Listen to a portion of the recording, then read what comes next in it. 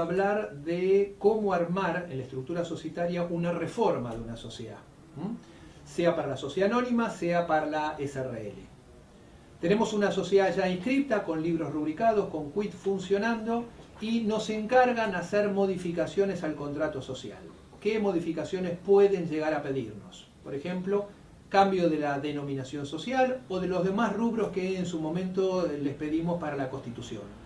Denominación, pedimos las 3 alternativas de nombre, y lo que tenemos que hacer fundamentalmente es chequear que el nuevo nombre no tiene impedimento, hacemos la reserva y hacemos la reforma. En el caso de la sociedad anónima es por una asamblea de accionistas, normalmente unánime. En el caso de la SRL por reunión de socios, también normalmente unánime. Lo importante en el cambio de denominación es que tiene que tener el nexo de continuidad jurídica dentro del artículo 1 del estatuto. O sea, si el estatuto decía la sociedad se denomina XX sociedad anónima, lo que tenemos que poner ahora es la sociedad continúa su giro bajo la denominación de LL sociedad anónima, constituida originalmente como XXSA. O sea, el nexo de los dos nombres tiene que estar dentro del artículo. Es una cuestión de protección que pide el registro de comercio para conocimiento de terceros, que quien está contratando es la misma que antes se llamaba de otra manera. Cambio de denominación. Cambio de domicilio. Ahí nos tenemos que fijar, no cambio de domicilio como jurisdicción, sino normalmente nos piden el cambio de sede dentro de la misma jurisdicción de Capital Federal. Tenemos que fijar si la sede actual, que es la que está inscripta, está dentro del artículo 1 o 2 del estatuto o fuera. Si está fuera, quien decide el cambio es solo el directorio de la anónima o el socio gerente de la SRL. En cambio, si está dentro, tiene que ser por asamblea de accionistas, normalmente unánime en la anónima, y reunión de socios de la SRL. Ahí cambiamos la sede. Y eso también, como cualquier reforma, aún fuera de estatuto, se publica y se inscribe en el registro de comercio. Cambiar el plazo. Si la sociedad existe hace mucho tiempo y falta poco para que venza el plazo y piensan seguir la actividad, hay que hacer la prórroga. Pues entonces, si el estatuto decía, por ejemplo, el plazo social es de 30 años desde la inscripción y estamos en el año 25, pues entonces ahora lo que hacemos es reformarlo diciendo el plazo es de 99 años, ninguna continuación de nada. Se modifica, se publica y se inscribe.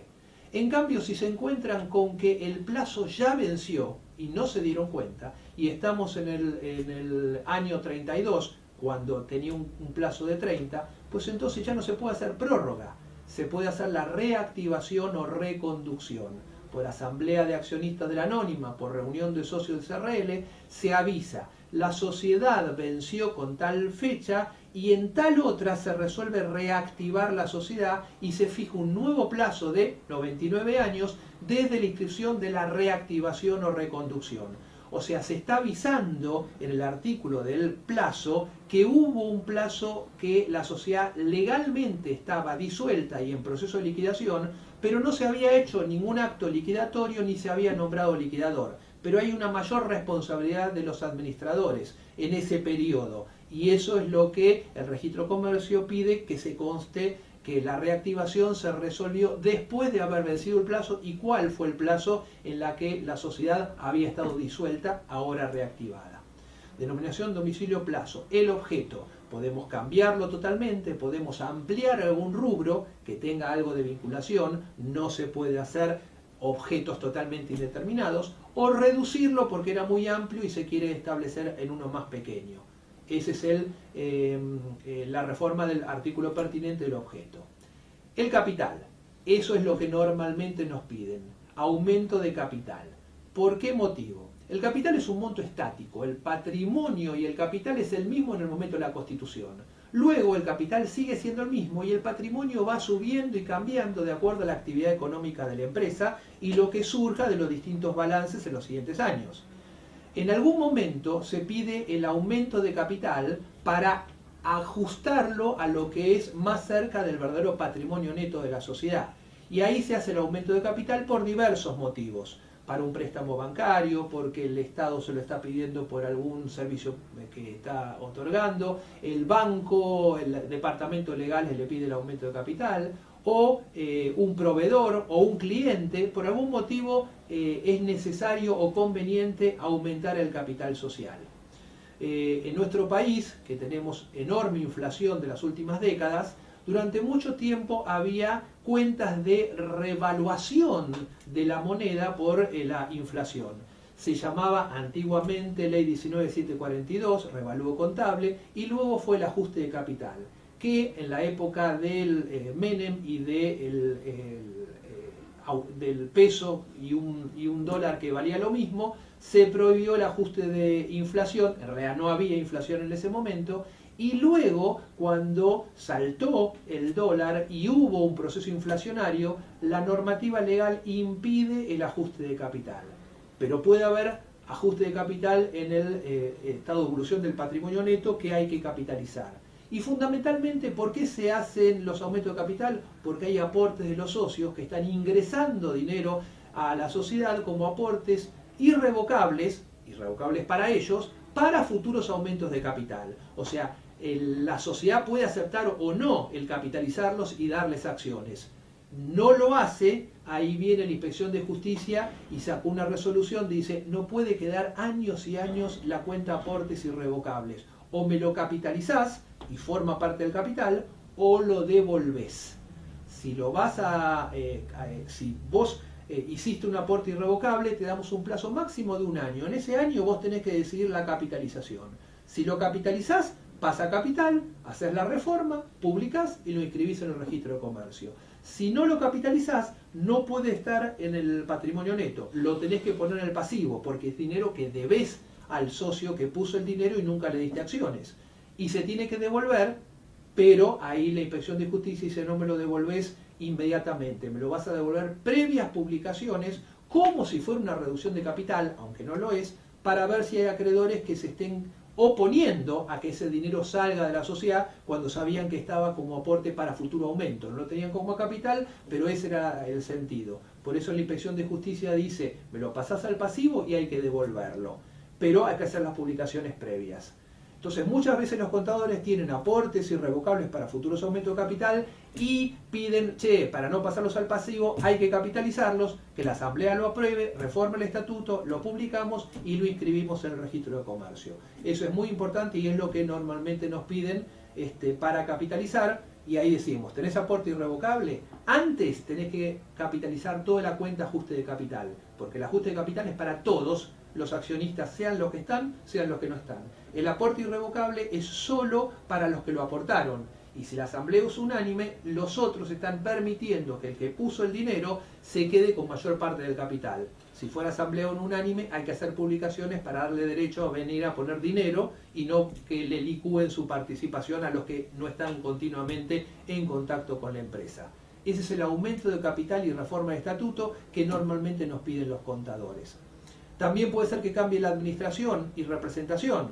El directorio era cada 1 año y tenían que hacer las publicaciones e inscripción cada 1 año. Aprovechemos esta reforma y lo ponemos para 3 años. El directorio era de 3 a 9 y era innecesario tener 3 y hay que pagar autónomos por 3. Pongamos la reforma que el directorio es de 1 a 5 y nombrar a uno que es el que es presidente y el único que paga autónomos. Eso es la reforma. Y la representación normalmente se deja presidente o vice en su caso. Fiscalización. Antiguos estatutos que tenían sindicatura como contralor, que es un abogado o un contador que fiscaliza al directorio para proteger a los accionistas, se puede prescindir de la sindicatura porque no tiene sentido cuando los directores y los accionistas son las mismas personas. El síndico no tiene prácticamente función. Entonces se prescinde de la sindicatura, ahí la ley dice, si prescindís de la sindicatura como uno de los características de las funciones que tiene el síndico es nombrar a un administrador cuando quedara acéfalo el directorio, pues entonces es obligatorio de que haya un director suplente, porque no tengo un síndico que me nombre a alguien que pueda representar y administrar la sociedad. Entonces ya la ley establece que el estatuto diga presidente y tengo un suplente por las dudas. Presidencia de la sindicatura es lo que hicimos durante muchas décadas, prácticamente ya no hay estatutos viejos que tengan sindicatura innecesariamente. Y luego la fecha de cierre de ejercicio, se dan cuenta que no es conveniente el 31 de diciembre u otra fecha durante, lo cambian, se hace la reforma de estatuto. Todas esas cosas son las que hay que avisarle al contador y al requirente. Aprovechen para que en la misma asamblea se reforme todo lo que tengan que reformar y hacemos un solo trámite de escritura de protocolización, los escribanos, publicación e inscripción en el registro de comercio. Otra de las cosas que hay que actualizar es la forma de garantía de los administradores que antiguamente se ponía en acciones, títulos públicos o dinero que quedaba desactualizado. Las normas de inspección de justicia dan unos modelos de párrafos como para ayornar esa forma de garantía. Eso también hay que modificarlo cuando uno está redactando la asamblea y ayornando todo el estatuto a la normativa actual.